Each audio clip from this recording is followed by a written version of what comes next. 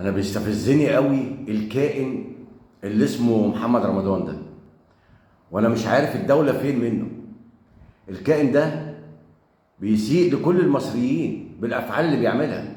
حفلته في اليونان وهو بيرقص عريان، يعني ماليش دعوه بالدين بتاعه، انا متاكد ان هو مش مسلم، لكن مش ممكن يكون مصري.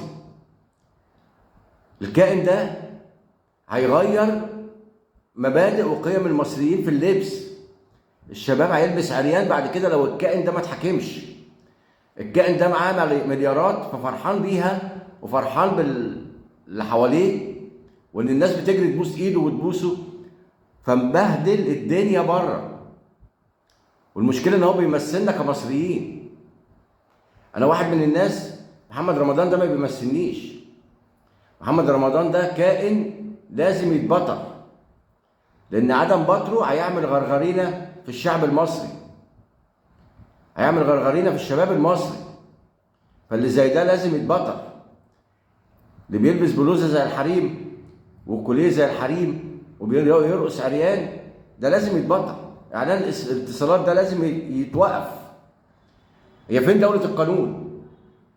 بدل ما المحامين بترفع قضايا على ناس بتتكلم في السياسة، طب ما ترفع قضايا على البني آدم ده. ولا احنا بقينا عايشين في دولة إذا سرق فيهم الشريف تركوه، وإذا سرق فيهم الضعيف أقاموا عليه الحد؟ يتوب علينا ربنا من الأشكال دي.